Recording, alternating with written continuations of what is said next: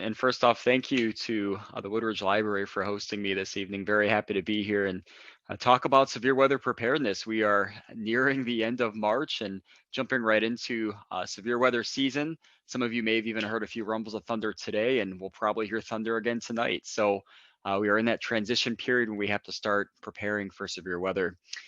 So thanks for joining us this evening. And as George mentioned, I was on during the 2021 tornado. So the goal tonight is to talk about severe weather, but also spend some time talking about that tornado, revisiting it, looking at the forecast, some behind the scenes look at what it was like for us on shift during the storm, and then behind the scenes look at our damage survey process. So I know many of you on the call tonight may have been personally impacted by that tornado. So we're going to make sure we spend some time to talk about it and look at what happened. So I will advance my slides here. So first, let's talk a little bit about the National Weather Service. Some of you may have heard of us. For those who haven't, this is a brief introduction to us. So we're part of the federal government. So we're paid with taxpayer dollars. Our parent agency is the National Oceanic and Atmospheric Administration, or NOAA for short. And we are under the Department of Commerce. And some of you may wonder, what does weather have to do with commerce? Well, our mission, the National Weather Service, is the protection of life and property, as well as the enhancement of the U.S. economy. And it's that last part, the enhancement of the U.S. economy, that really ties us into the Department of Commerce.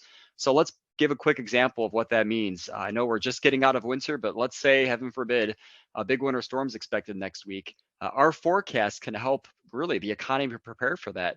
Number one, by limiting travel disruptions, whether by air or by car, perhaps even helping boost the economy of local grocery stores by surging food and other supplies. So that's really a key part of what we do. And since we are funded by American taxpayers, we always like to talk about roughly how much it costs for us to operate. So if you look at the population of the United States, as well as our budget, our annual budget, it costs roughly $3 to $4 for every taxpayer per year for us to run. So I'd like to think that's a pretty good value for all the information that we're able to provide. Now, our office is located in Romeoville, actually just outside the Joliet jail. We can see it from our parking lot. And we're one of many offices across the National Weather Service. And in our office in particular, we have a very dedicated team, a staff of 24 staff members that includes about 15 or so meteorologists, as well as electronics technicians and administrative staff. Now, we operate 24 hours a day, 7 days a week, 365 days a year. The weather doesn't stop conveniently at 5 p.m. on a Friday afternoon or on Thanksgiving morning. Sometimes the weather can be quite bad in the middle of the night. So we are always there to be prepared in order to fulfill our mission. Now, we are what is called a weather forecast office. The National Weather Service is pretty big. There's roughly 3,500 employees of the National Weather Service, and a large component of that are these weather forecast offices. There's 122 of them across the entire nation. I'll show a map of that in just a moment here.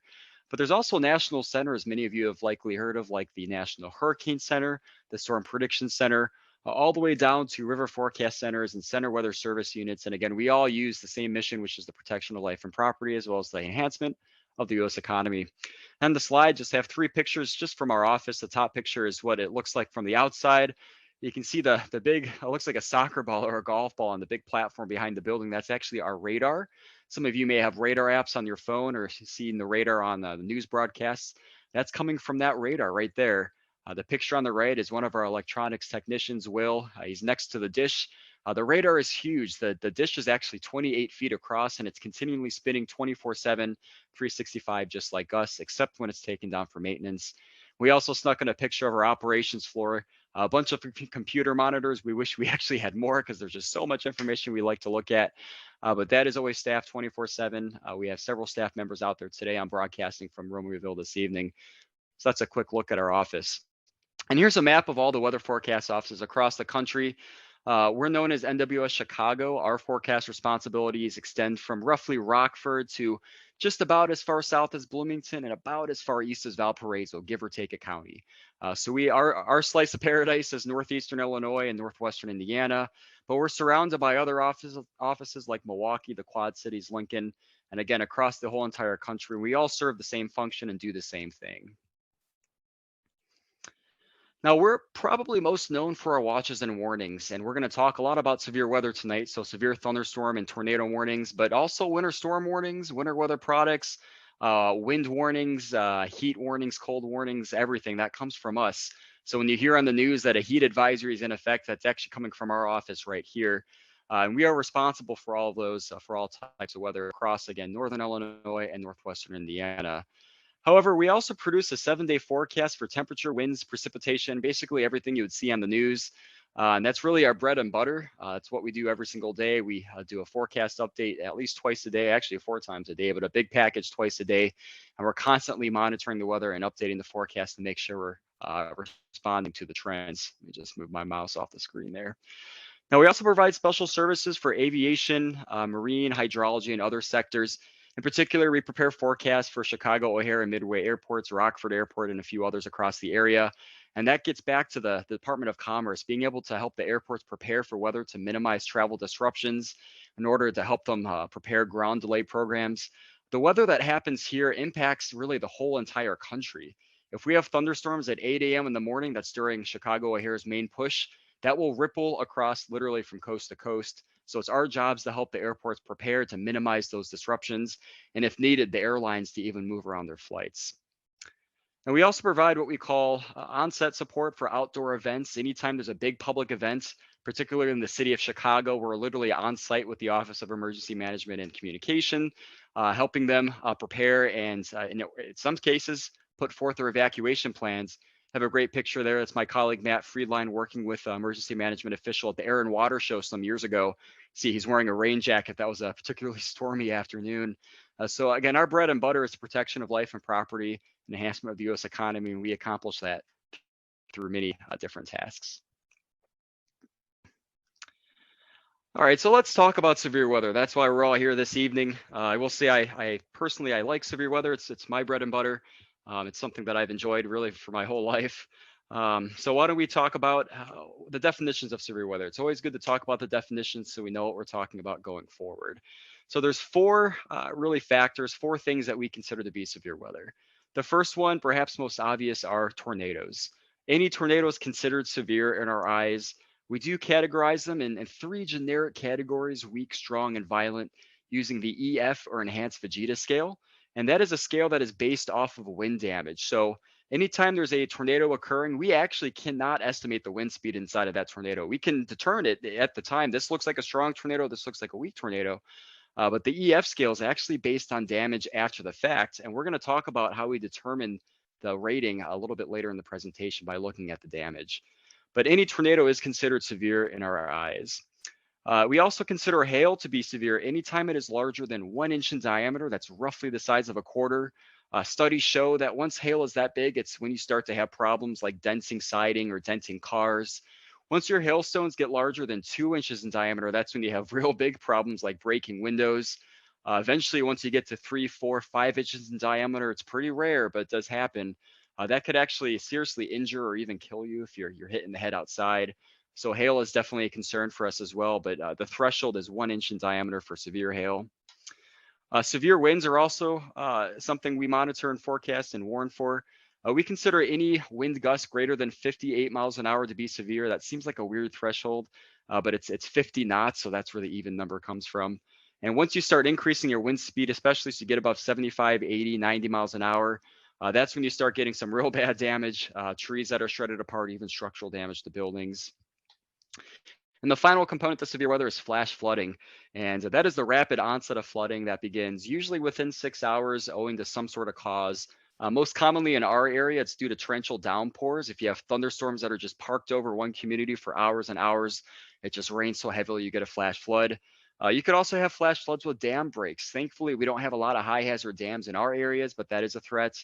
As you go out further west in the US, especially where there's topography, like in the desert Southwest during their monsoon season, they can get some pretty nasty flash floods due to the topographic effects. The water literally goes down the mountains and channels into rivers. So those are the four components of severe weather, the definitions of severe weather. And as I mentioned, we're heading right into the severe weather season.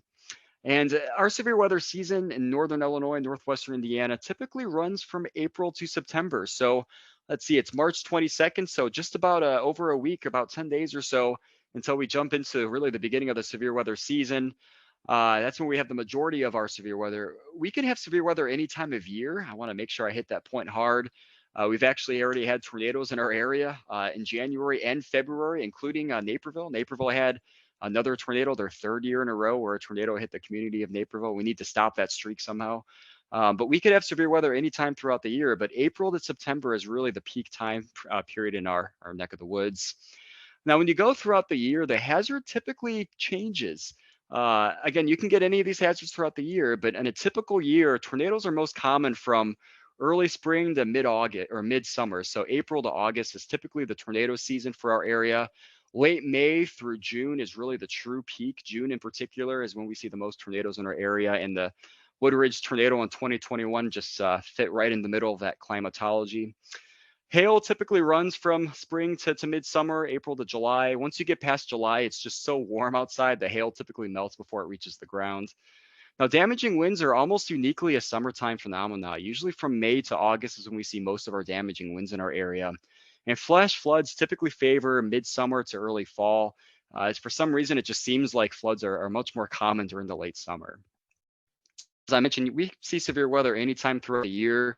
There's actually a threat for severe weather tonight, which we're going to talk about a little bit later. Now, if we look at 20-year annual averages with tornadoes in particular, so this is looking from the years 2000 to 2019, we typically see about 5 to 6 days every year where we have a tornado in our area, and that usually equates to about 16 touchdowns. So typically, if we have a day with a tornado, there's usually more than one tornado. Kind of speaks to the environment. If it's favorable for tornadoes, it's usually favorable for multiple tornadoes. But on the chart on the right-hand side, you can see our most common severe weather hazard is wind, with roughly 23 days out of the year we have damaging winds, with hail and flash flooding close behind. At the very bottom of the chart is significant tornado that's rated as EF2 or above. We average typically one of those or one day a year we have a significant tornado in our area. And in 2021, that was the Naperville to Woodridge tornado. That was the significant tornado that year. Interestingly, last year, we did not have any significant tornadoes. All of them were EF0. That's sort of a best case scenario in our eyes. We don't want any damage to happen. The best type of tornado is one that happens in a field that doesn't threaten anybody or any property. So let's talk about the time of day when we typically see tornadoes. A lot of times we like to talk about the dinner time hour. So anytime from 5 p.m. to 8 p.m., but especially 6 p.m. For some reason, tornadoes really like that time frame in our area. But really the afternoon from 1 p.m. to 10 p.m., the majority of our tornadoes have occurred in that window. But notice we've had tornadoes really anytime throughout the day as well. One notable one being last year, actually, there was a tornado just outside of our office. There's a video of it from a tower just down the road from here. That occurred Excuse at 5 me, in the morning. Brett, Oh, yeah. I don't mean to interrupt, but I'm seeing, and I've seen this before, I'm seeing two slides on top of each other.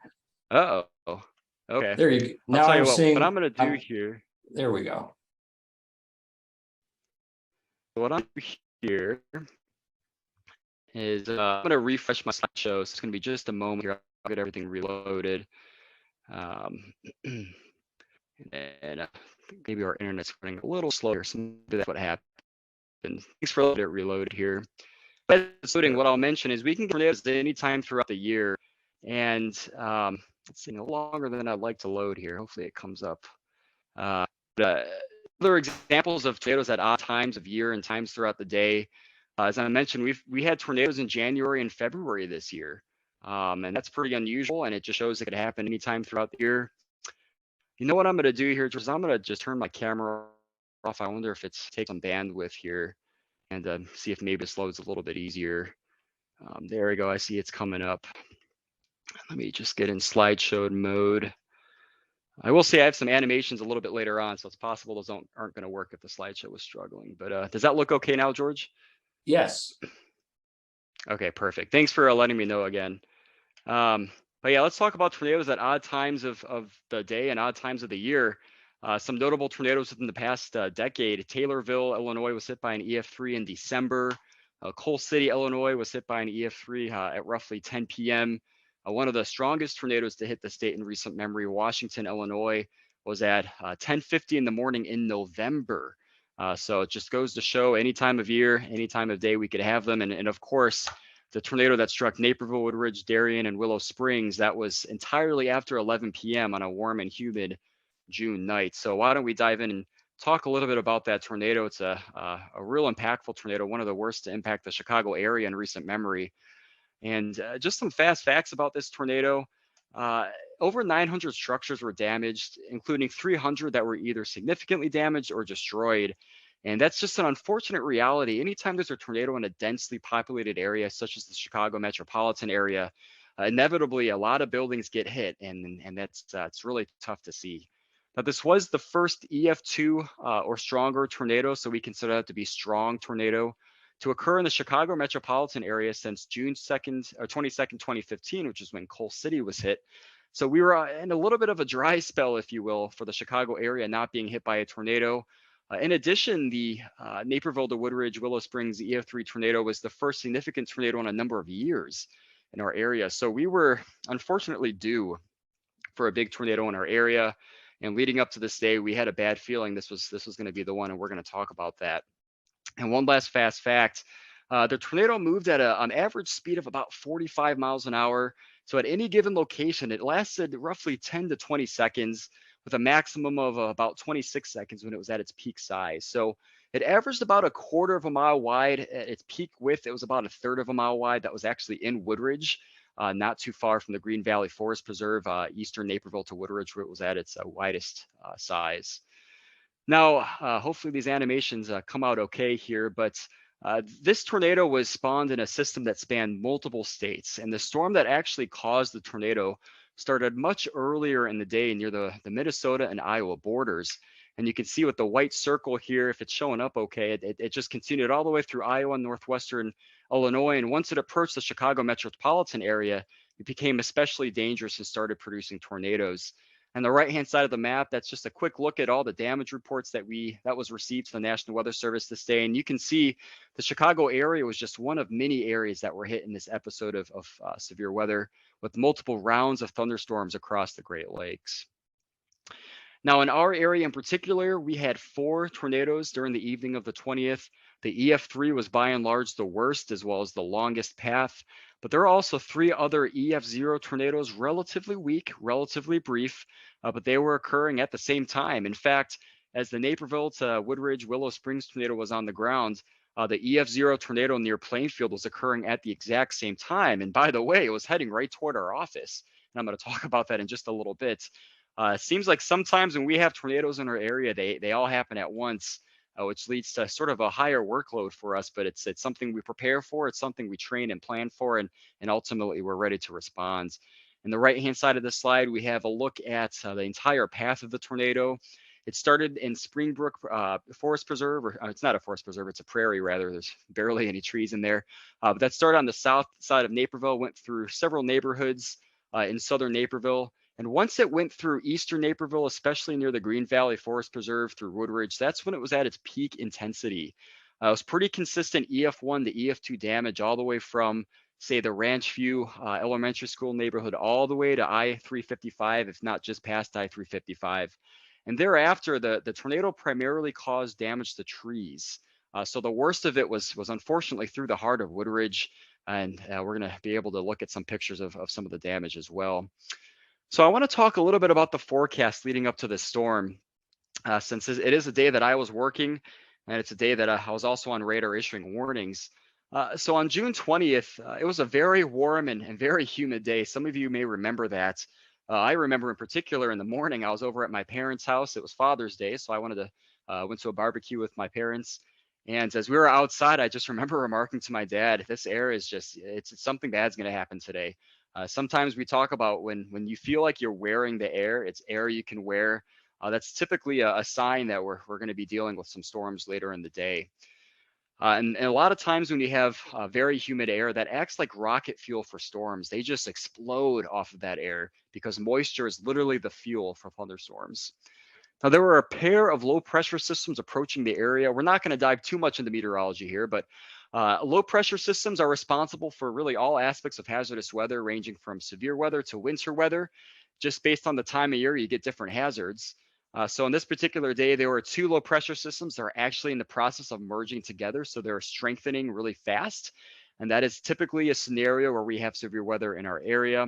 But that also adds a local spin to the air, both around the low pressure system, but also throughout the depth of the atmosphere. When we're forecasting weather, we're just not looking at what's happening on the ground. I mean, all humans live on the surface of the earth, just at different elevations. But in reality, the weather is three-dimensional. And a lot of times we're also forecasting what's happening, even at the level of flights, 35, 40, 50,000 feet in the air. We're looking to see what's happening upstairs. So that way we can make a full forecast. And in this particular day, there is quite a lot of movement in the airflow above our heads that leads to what we call wind shear, basically spinning in the air, which leads to strong thunderstorms.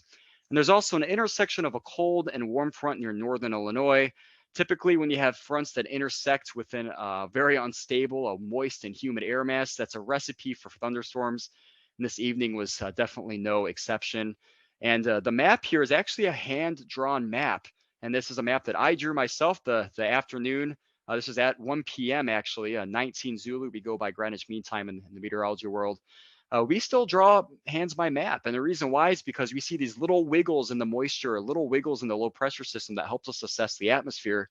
And this is one of the maps that helped us determine, okay, this is going to be an afternoon we really need to watch closely. And just a quick look behind the curtain there of some of our operations leading up to an event. Now, when it comes to severe weather forecasts, of course, we do our own local forecast, but there's also a national center, the National Weather Service called the Storm Prediction Center. They also prepare severe weather forecasts, and we do it in tandem. And it's a 5-scale forecast, or 5-scale or 5-level a threat level. Goes from 1 to 5, where 5 is the most severe and 1 is the least severe. And they have different category names. Now, in a typical year, we usually find ourselves in either in category 1, 2, or 3. The most common, of course, being level 1. But level 3 is just about as high as we get in any given year. We typically see that level about twice per year. Once you get to the level 4, the level 5, those are pretty rare. The level 4 is about once every 2 years. The last time we were at that threat level was actually in 2020 before the August 10th derecho that went across the Corn Belt. And a high risk, a level 5 out of 5 is exceptionally rare. The last time we had one of those in our area was in 2013. So it seems like we're actually due for one of those. Just because we're due doesn't mean it's going to happen, but the frequency is about once every decade we have a threat level that's that high. Now, on June 20th, we were in a level 3 out of 5, which is roughly about as high as we get in a typical year. And this was, I believe, one of 2 or 3 level 3s throughout 2021. And in this particular evening, we knew that tornadoes were a legitimate threat. Sometimes we can be in a level 3 out of 5 for damaging winds or damaging hail. This particular day, we knew tornadoes were going to be one of those things we had to watch out for. And we had staffed our office accordingly. We surged our staffing to make sure we were ready. Now, I want to take a step back here and talk a little bit about radar, since I have some radar imagery here of the tornado as it was going through Naperville and Woodridge. So I want to mention what exactly is radar, what is it doing, and what is reflectivity? Because I suspect a lot of you have apps on your phones where you can look at radar data. So what the radar is doing is it sends out pulses of energy and then it listens for a return. And that return is reflected off of particles such as rain or hail or snowflakes. So the picture on the left, again, that's Will, one of our technicians with the beam. It's spinning around 360 degrees. It's sending out these pulses and it's listening for returns. Now, the more particles you have or the bigger particles you have, it's more reflective and that leads to higher reflectivity. So that's why we talk about radar reflectivity. Some of you may have heard that term before. So anytime you have your phone app or you see on the news the radar loop, that's actually what we're looking at, is we're literally reflecting off of raindrops, reflecting off of hail. So just an example here, this is just a random radar image I grabbed earlier today. You can see the scale on the left-hand side. It goes from these grays to greens to yellows to reds to pinks.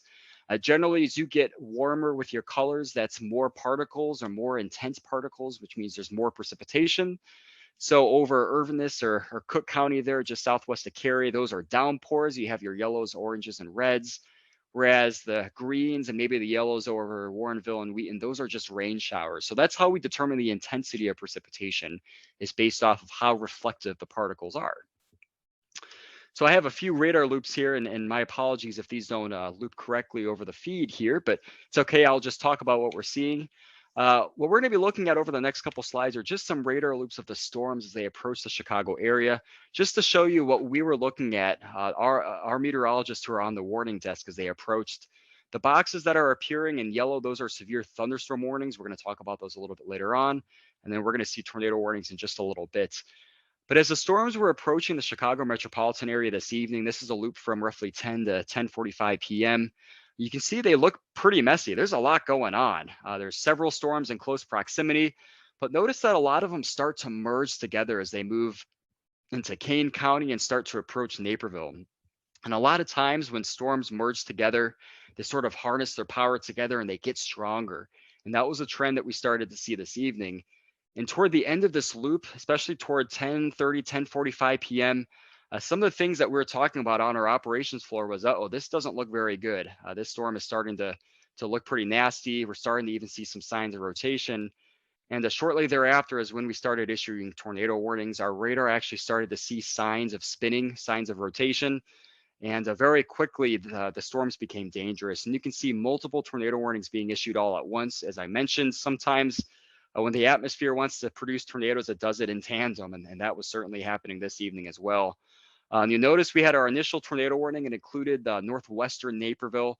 And then the tornado ended up developing on the far southeastern side of that box, which is when we reissued the tornado warning to include Woodridge, Darien, Willow Springs, and really much of the rest of the tornado path. Now, in the Chicago area, we're very fortunate to have multiple radars. We have our radar in the backyard. Remember the slide at the beginning where you can see the big golf ball behind our building. We also have access to a couple of terminal Doppler radars. Those are put in place near Chicago O'Hare, Chicago Midway airports to help detect microbursts near the airports, so that way airplanes don't get caught in those. So the next couple slides here, they're going to look a little bit different. Some of you may not be familiar with this kind of radar data. That's fine. Don't be scared. All I want to show is different views of what this tornado looks like as it moves through Woodridge. And the reason why is just to show all the tools that we have at our fingertips to track tornadoes. On a phone app, typically they will update about once every 4 to 5 minutes. That's our most aggressive scanning strategy with our radar. With the terminal Doppler radars maintained by the FAA, those actually update once every minute. The reason why is it covers a much smaller area, so they're able to have a much higher time resolution. So we have actually 3 different views of the tornado here on the left-hand side. That's from our radar in Romeoville. The right-hand side, the upper right-hand panel, that's going to be the view from the O'Hare radar, and then the bottom right panels from Midway. I'm just going to loop this forward. The greens and reds look kind of funky. That's just a way for us to detect airflow, but I just want to show the different views of this tornado from literally 3 different directions. And this is the data that we were looking at assessing the intensity of this tornado as it was ongoing through Woodridge. So literally scan by scan, our meteorologist, myself included this evening, as I was on the warning desk, we're watching every single scan and trying to assess this tornado as it was occurring. Now, if we take a step back and talk about what radar is doing again, just as raindrops, hail, and snowflakes are reflective, so is debris. So insulation, shingles, and tree branches, those are much larger than raindrops. So they have a much bigger surface area. They reflect a lot more energy back to the radar. So our radar can actually see debris. And that is never something we want to see, because that tells us, hey, this is the real deal. This tornado is doing some real damage. And that's a signal to us that we have a real bad situation on our hands. So I just want to show you this particular evening, our radar saw a lot of debris. As this tornado had just finally crossed I-355, that is the red line that is just east of Woodridge. We have what we call a debris ball showed up on radar. The pinks and whites showed up. That's much more reflective particles that our radar was seeing. If we toggle on the debris mode, it's kind of a funky view, but these reds and pinks and purples, that's actually debris seen by our radar. And that is a signature that always brings a pit to our stomach. We never like to see that. And that's really true across the entire country, because it confirms that there is pieces of houses, pieces of trees that are lofted up into the atmosphere. And it tells us that we have a real serious scenario on our hands. Now, we have some pretty powerful technology where we could actually do a 3D view of debris. So if we take a cross section through the debris, looking at vertical extent of the debris, it extended to nearly 15,000 feet. That is how high the tornado sucked the debris up into the air.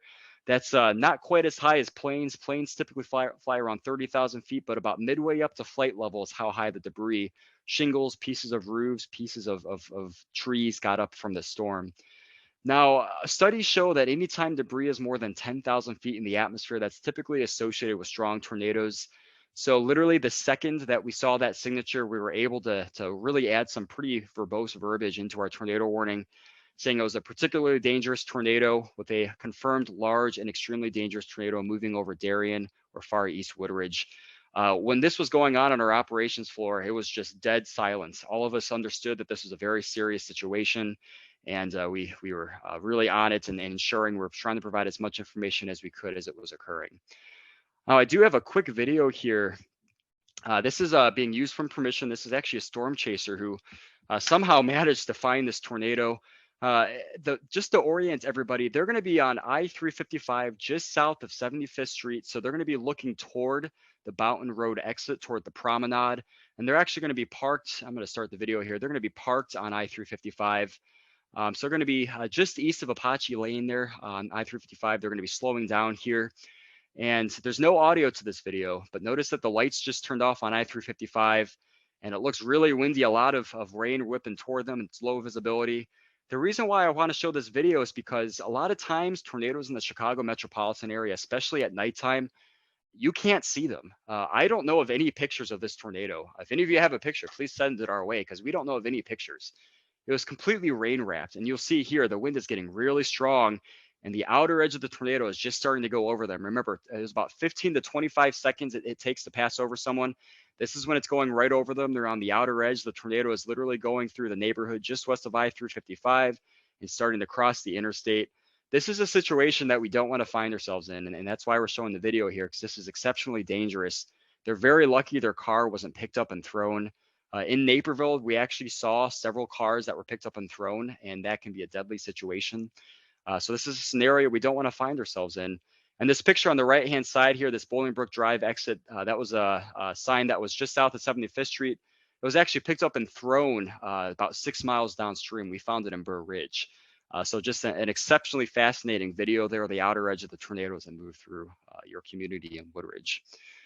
Now, I do want to take a moment just to take a step back here and mention that tornadoes impact us too. You know, we're members of the community. We live in the Chicago area. And on this particular evening, of the 6 people that were on shifts on the evening of the 20th, 3 of us had homes that were in danger of being hit by the tornado, myself included. I live in Woodridge. And as this tornado was occurring, it was moving right toward my house. It was moving right toward my parents' house. And this is a reenactment of a text exchange between me and my parents. These are literally the texts that I sent to them that evening, telling them, hey, it's time to stay awake. It's time to go to the basement. Go to the basement now. And they live in Naperville near 75th Street. And there was a period of time right after the tornado went through that I didn't hear from them. I knew that they were going to be very close. I wasn't sure if they were hit, and I didn't know if they were okay. And several of us in the office were in a very similar scenario. We had friends or family or loved ones in danger of being hit by the tornado. So we had to compartmentalize the stress of knowing that our own loved ones were in danger while continuing to perform our jobs. And even after this event, it was pretty heavy for us to see the damage walking through the neighborhoods. In particular, I grew up in Naperville, the neighborhood that where that home was destroyed on Princeton Circle. That's the neighborhood I grew up in. So to see those pictures come in that night was pretty difficult even for me, because those were homes that I knew like the back of my own hands. I knew people, or I know people who live in those neighborhoods still. And this particular evening, I got off shift at about 1:30 in the morning. The first thing I did is I drove straight home and went to my parents' house to make sure they were okay. And the days afterwards, I woke up to helicopters myself because my neighborhood was pretty close to the path of the tornado, and this impacts us too. So I just want to hit home that we're members of the community, and this is something that we take very seriously as well. Now, after a tornado, just kind of pivot here, we like to survey the damage because we want to collect information about what happened. It allows us to see the damage firsthand to determine if it was a tornado or microburst, but also we want to talk to survivors. We want to hear about their experience.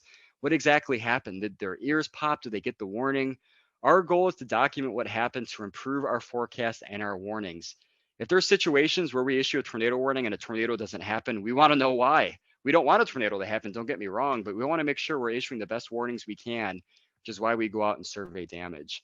Now, in terms of the damage survey process, what we typically do is we look at what was damaged. Was it a structure? Was it vegetation or other objects? And we have a nice binder, or it's actually an application on our devices here to help us determine the wind speed based on the amount of damage. So we actually look at the construction of particular structures. Were things bolted down, or were they just nailed together to determine really what type of wind speed led to the damage?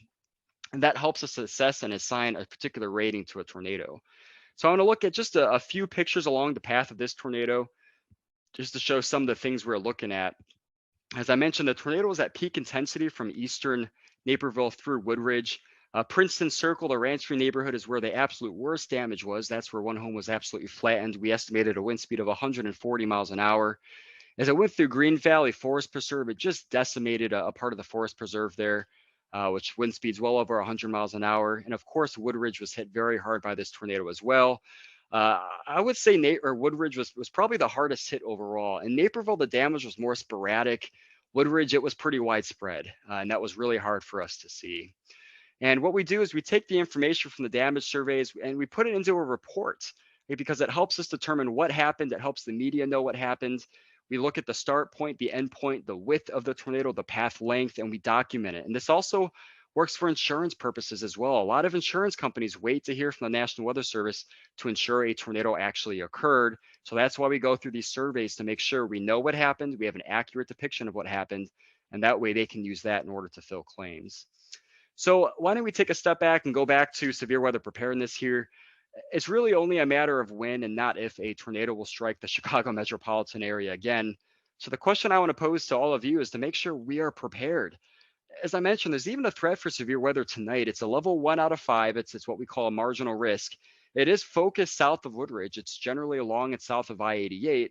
And the threat for tonight is for damaging hail about the size of a quarter. We're not expecting tornadoes tonight, but it's just a signal that we're heading into the severe weather season. And this is a really good time of year to become prepared. So all of you are doing something great here by attending this webinar to learn about what you can do to be prepared.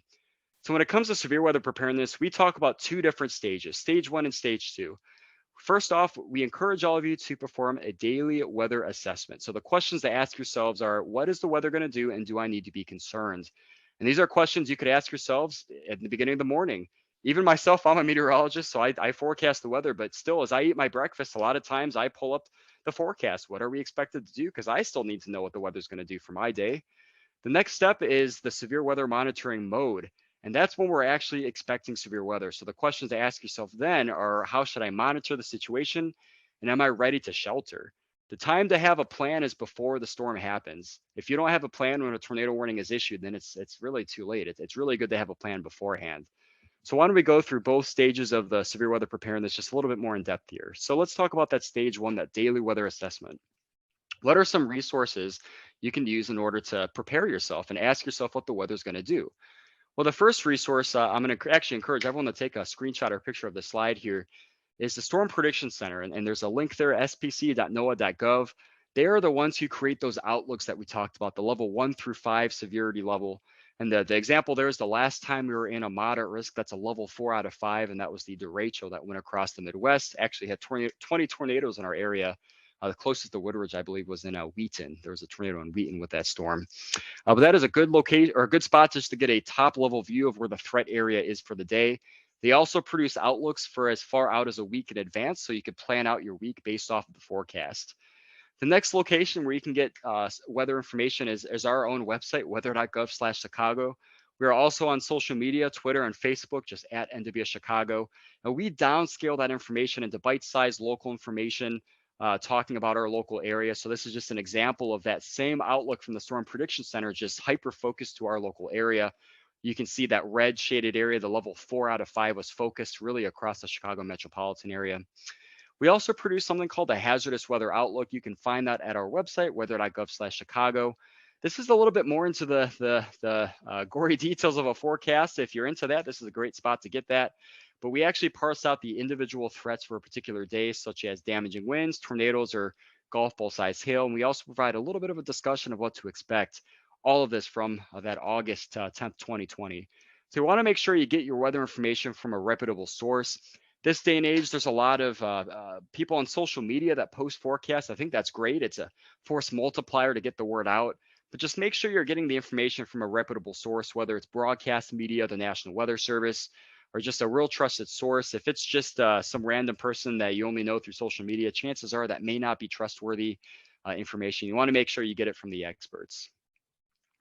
Now, if we move on to that stage 2, the severe weather monitoring mode, this is, let's say we're expecting severe weather on this particular day. There's three primary ways you can stay up to date on the forecast. The first thing is to be up to date on severe thunderstorm and tornado watches. We're going to talk about watches and warnings in just a couple slides here. But the watch is really the first sign that the forecast is coming true and that severe weather is likely coming together and is probably going to occur within the next few hours. On our website and our social media feeds, we also produce graphics that look at short-term threats. Sometimes we'll show a radar image, but nowadays we actually like draw an area on a map where we expect thunderstorms to occur. But again, this breaks it down into bite-sized information. And the third resource to use is radar. Again, a lot of you probably have radar apps on your phone. A lot of times you get a question about what is the best app to use. And frankly, I don't have any recommendations. The best recommendation I can give is just to have an app on your phone, because so long as you can have access to radar data, you're already ahead of the curve. We also have radar data available at our website at weather.gov/Chicago. Now, finally, the last stage of being prepared and knowing what to do is anytime a warning is issued, that is sort of that last final confirmation that, hey, severe weather is occurring. It's about to hit my community. This is just a quick screenshot of the tornado warning that was issued that included the Woodridge area the evening of Father's Day for that tornado.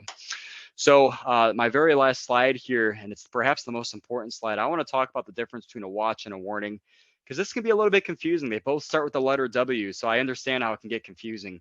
But these are the two stages to really any hazardous meteorological event, whether it's severe weather, winter weather, high winds. Usually we start with a watch. That means it's time to be alert. So severe storms or tornadoes are possible, but nothing is formed yet. The next stage is a warning. That means it's happening. Either we have confirmation that a tornado is occurring, or we have very good reason to believe it's about to occur, like our radar sees rotation. Sometimes another way to think about this is like a taco watch or a taco warning. A taco watch means you have all the ingredients out on your table. You have, let's say, the tomatoes, the lettuce, the cheese, and the ground turkey or ground beef, whatever you like to put in your tacos. That's a watch. A taco warning is when your taco is put together and you're ready to eat it. All the ingredients are literally put together. So that's another way to remember.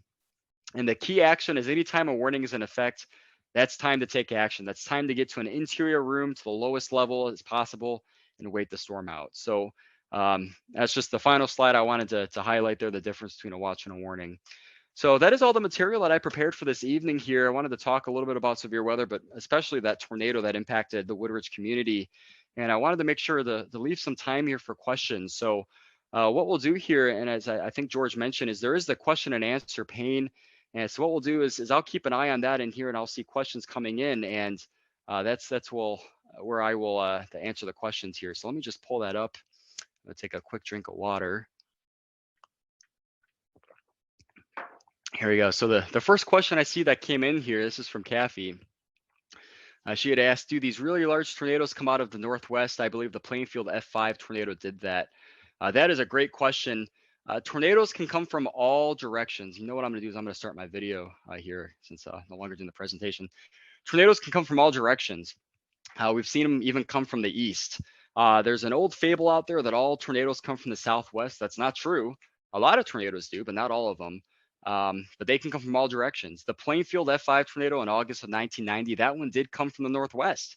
So you're correct, Kathy. That one did come from the northwesterly direction. So just be prepared. Any and all directions tornadoes can come from in those directions. Have another question here from Connie, mentioning that they live in a 4-unit condo building where there's 2 floors. So they're just asking about what's the best place to go during a warning outside of a bathroom. So what we always advocate is to get to the most interior room, whether that's a hallway or a closet or a bathroom. Even better, to get to the lowest level too. So if you or someone else lives on the 2nd floor of a condo or apartment building, now's the time to make friends with your downstairs neighbors. So the next time a warning is issued, a tornado warning, you can make friends and get down and hunker down with them. But the lowest level interior room is what we always recommend. I can't tell you how many pictures I've seen, even after the most devastating tornadoes, EF4, EF5s, where everything is demolished except for a closet. For some reason, those interior rooms survive. So that's what we always advocate. Put as many walls between you and the outdoors and get as low to the ground as you can. If you have a basement, even better. But if you don't have a basement, just an interior room is the best place to go. All right, I have another question here. What to do if you're driving? Where's a safe spot? The first thing I'll say is you cannot outrun a tornado. So if you're on a tornado warning, it's not a good idea to jump in the car and try to drive away, especially with the traffic in the Chicago metropolitan area. The best thing you can do if you're driving is honestly is to pull over and wait the storm out. You saw the video that we showed from I-355 of this tornado. A lot of times you're probably not going to see it in the metropolitan area if it's wrapped in rain. So the best scenario is just to pull off of the road and wait it out. If you have time to pull off and get into a gas station or a building and get inside into an interior room, that's also a great idea. But if you're literally caught in the middle of the storm, it's just pull off and wait it out is the best thing that we could recommend. All right, here, and I have looks like one other question came in asking about the impact of climate change with increasing temperatures and how that's going to impact the overall severity of severe weather. That's a great question. There's all sorts of studies that are out there that are looking at that. So I don't have a good answer for you quite yet because they're still performing those studies. What I can tell you is in my experience as a meteorologist at the National Weather Service, I've been in the National Weather Service for, oh gosh, going on 6 years now. Even in my short 6-year career, we've noticed changes. It seems like flooding is a lot more common. There's a lot more moisture in the atmosphere, so that gets strung out like a wet rag in any thunderstorm. So we typically see our extreme rainfall amounts are becoming more common. Severe weather also seems like it's happening any time of the year as well. As I mentioned, we've had tornadoes in January and February. But no doubt climate change is impacting severe weather as well. And again, the number one thing that we've noticed so far is just extreme rainfall amounts. So that is the number one thing we've noticed. All right, here I have a question about should one go into a small crawl space if there isn't a basement during a tornado warning? Yeah, as low to the ground as you can go is the best thing we could recommend. If you have a storm shelter or a cellar, get underground. If you have a crawl space, get underground. That's really the best thing you can do. A lot of times what we've seen, and we saw this in Princeton Circle with this particular tornado, is the whole house was demolished. The whole house was demolished, but the basement was still fine, right? And what I'll also recommend is that as you're taking cover, if you have a bike helmet, a hockey helmet, some sort of helmet, it's a good idea to wear one of those as well. If you have a pillow to protect your head in case debris does fall on you, that is also a good idea. I know in my house, and what I've also encouraged my parents to do is anytime we're expecting severe weather, I keep my tennis shoes close to my shelter. Because if you're, heaven forbid, in a situation where a tornado hits your house, all the broken glass and debris and nails, that's all across the lawn, and you want to make sure you have shoes that are protecting your feet so when you walk outside. So yeah, if you have a crawl space, that's a great place to get. All right, so and one other question here about any more webinars or classes that can follow this. I will mention that we are right in the middle of our severe weather training, storm spotter training schedule. That's a lot more in-depth view of what I provided here about storm preparedness, but also sort of gets into the guts of severe weather. And I believe we have one more session in Will County. That's going to be, I believe, in New Lenox, but we're also going to have 2 virtual sessions as well. So format very similar to this one that the Woodridge Library is putting on, where it's going to be a webinar. And those are going to be in early April. I believe it's the 8th and the 15th. I wouldn't hold me to those dates. But if you go to weather.gov/Chicago, and if you go on our homepage, there should be a link on there that has the schedule of those additional virtual webinars where you can learn a little bit more about severe weather. All right, perfect. So I'd say let's leave maybe another couple minutes here. If anyone else has any questions, let me just make sure I didn't miss anything in here. Let's see, I'm going to take a quick drink of water too. Yeah, Brett, I think we have 2 questions here you didn't answer. One is about whether or not it's a good idea to get out of your car and into a ditch. And I'd like to add, and I've seen this before when I've been driving on the interstate, pulling under an underpass. That is a good question. So I'll address both of those. I'll the underpass first, just because it's freshest in my mind. We actually recommend not going under an underpass for a couple of reasons. Number one, that can cause a traffic jam, and all of a sudden you have a traffic jam in the path of a tornado. But number two, underpasses actually act as a wind tunnel. The air is restricted and it accelerates under the overpass or underpass. So if you're taking shelter under an underpass, you actually can be in a much more dangerous situation than if you're just out in the open. So we recommend not getting under an underpass. Now, as for going out in a ditch, that is another good question. We consider that to be a worst case scenario. If you do find that there's truly nowhere to go and you see the tornado bearing down on you, uh, that could be a situation where, yeah, you got to get out, get into a ditch, get as low as you can, because especially if you have a violent tornado moving toward you, it can pick up your car. So that is, I would say, a true worst case scenario. The goal is to ensure you're not in that scenario so you don't have to make that decision. But yeah, that is something we do recommend in the worst of the worst situations. If you truly have no other options, is to get outside and get into a ditch. Thank you. Yes. And someone is asking about why their phone app did not go off when the tornado was right on top of them. They were in the Yes, I bathroom see. on the lower level. I see that here. Yeah, that's a great question. Actually, I'll expand upon this too. Talking about different ways to get warnings, and including a way that'll wake you up. So there's different ways to get warnings. The first thing I'll say is I don't recommend relying on outdoor tornado sirens, precisely because of the first word in that phrase, outdoor. Those are designed to warn people who are outside. So some people may live really close to an outdoor warning siren, so maybe they hear it when it goes off, either during a monthly test or during a tornado warning. But you shouldn't rely on that for a warning, since that's only designed to prepare people outdoors. Now, outside of that, we do recommend having at least two ways to get a warning. And I'm going to get back to the question here. One way is the NOAA weather radio. You can pick those up at really any electronics store or big box store.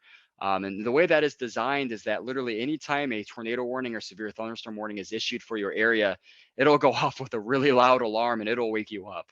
But that literally, when we click send on a warning, one of the first places it goes is the NOAA weather radio. The whole dissemination method can maybe last about 30 seconds to all vehicles, but the weather radio is literally within the first few seconds. Excuse me, I have the hiccups here. Another way that we recommend is on cell phones. You can turn on in the settings. It's called wireless emergency alerts, or WEA. And some of you may have seen these before for child abduction or Amber alerts that used to send the phones off and that really loud alarm.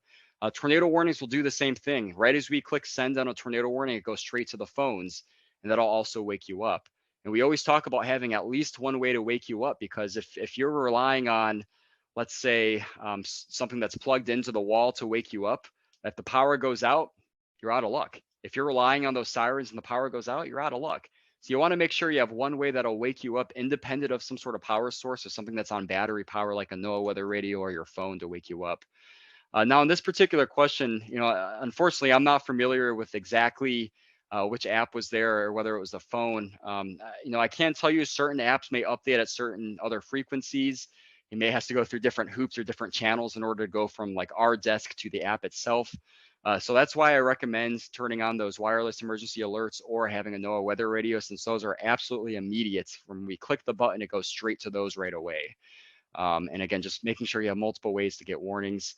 I'm glad it sounds like you guys you're okay who answered this question. I'm glad you're okay. I'm really sorry your home was damaged. It's really hard for us to see that, because like I mentioned, we're members of the community too, and we understand the devastation and the amount of time it takes to recover from these tornadoes. So that's just a great question. Thanks for bringing that up.